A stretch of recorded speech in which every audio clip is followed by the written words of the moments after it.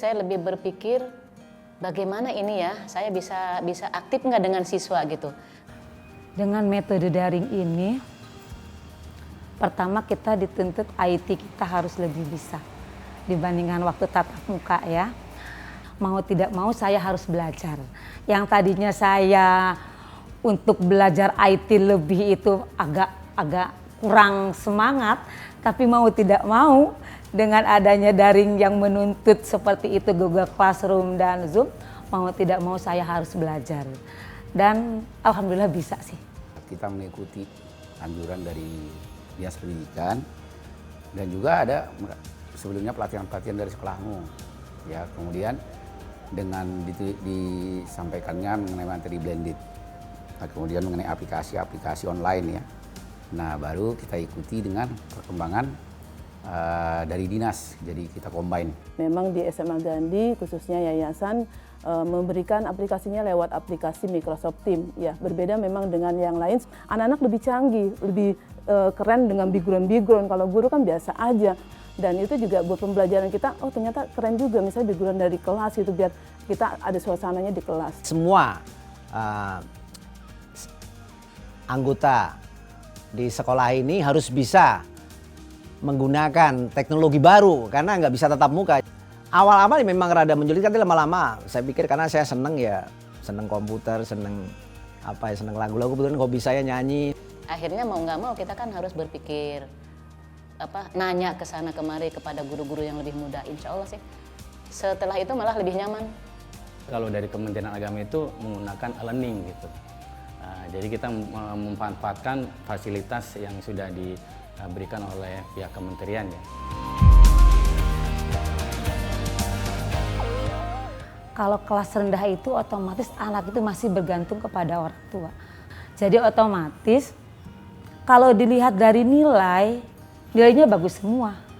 Mungkin orang tua pegel, akhir-akhirnya mungkin ujung-ujungnya akhirnya orang tuanya sendiri yang mengerjakan. Jadi yang saya lakukan kalau untuk ngambil nilai yang lebih objektif, saya lebih melakukan video call. Kita ya mengikuti karena kalau di SD itu tidak terlalu kita fokus ya karena ada kekurangan sarana prasarana sih. SMA mereka senangnya presentasi seperti itu, jadi masing-masing kelompok memberikan presentasi. Anak-anak yang nilainya kurang biasanya kita drill lagi, kita kasih remedial, kita kasih tugas yang lain supaya bisa untuk menambah wawasannya. Kita percaya aja, kita juga membangun kepercayaan kepada anak, bagaimana mengajarkan anak tanggung jawab, jujur begitu.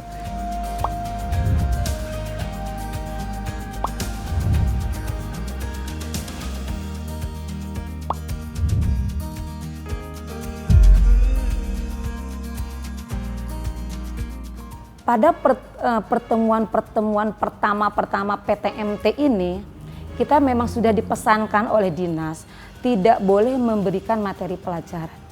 Karena kan sekian tahun di rumah dengan pola pembelajaran yang nyantai, tiba-tiba datang ke sekolah kita kondisikan serius, nanti anak kaget, ujung-ujungnya takutnya anak malah tidak mau lagi datang ke sekolah. Minggu-minggu ini baru kita masukkan mengenai materi, walaupun kadang-kala materi itu kita buat dengan lagu.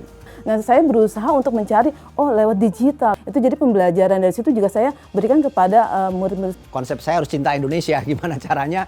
Paling tidak kalau pelajaran awal, saya pasti buka lagu-lagu nasional bisa. Bagimu negeri bisa, Indonesia, tanah airku. Kita harus coba berkreasi, akhirnya mencoba membuat video pembelajaran.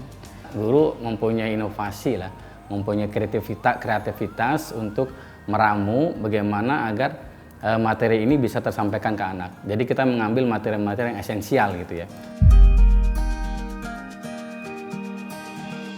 Memang kita memerlukan kerja bukan capek ya, kerja keras yang lebih, terutama di awal-awal.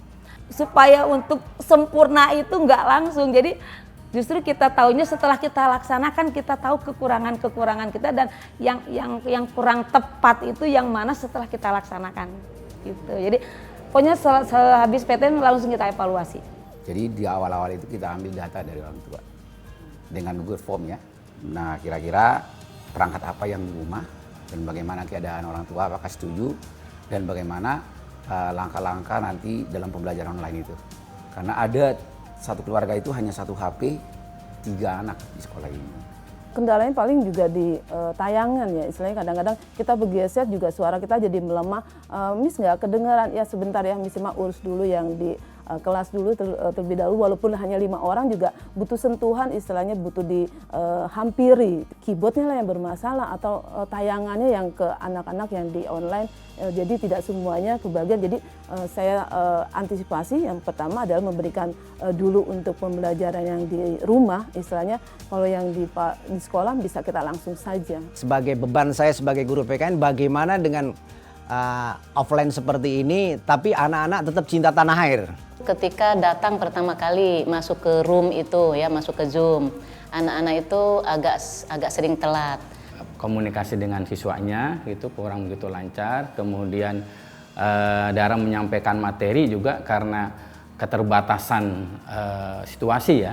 Jadi guru nggak bisa maksimal menyampaikan materi yang ingin kita sampaikan gitu. Yang bikin kesel juga itu menyerahkannya nggak on time gitu loh. Kita mengasih tugas 1 minggu nih. Mudah-mudahan jeda waktunya dari yang sesi pertama ke sesi kedua mungkin jeda waktunya agak lama sehingga bagi kami bisa sedikit minum, bisa rehat dulu. Usulan saya sih kadang-kala bahwa pemerintah itu membuat suatu kebijakan itu adalah mendidik sikon dari sekolah. Jadi di situ kebijakan-kebijakan itu diserahkan ke sekolah, walaupun ada role-nya ya. Berbeda ya, pasti berbeda, tapi untuk kemajuan juga sih. Karena memang pendidikan tidak boleh berhenti. Untuk pendidikan tidak hanya belajar, tapi butuh proses organisasi juga. Jadi pendidikan yang baik adalah ada korelasi antara guru, murid, dan orang tua. Tidak hanya transfer knowledge, tapi juga membentuk karakter building yang bagus ke anak-anak. Pandemi ini cepat selesai gitu, cepat selesai sehingga anak-anak tuh bisa belajar di sekolah semua dengan aman. Dengan adanya pandemi ini, kita bisa lebih mandiri dan kita bisa lebih kreatif dan ternyata kita harus banyak belajar. Gitu. Mudah-mudahan ke depan bisa setiap hari ada PTM, walaupun masih blended learning ya. Jadi pembelajaran itu kan tidak hanya transfer of knowledge ya, tidak hanya mentransfer pengetahuan, tapi juga kita harus mentransfer transfer of value.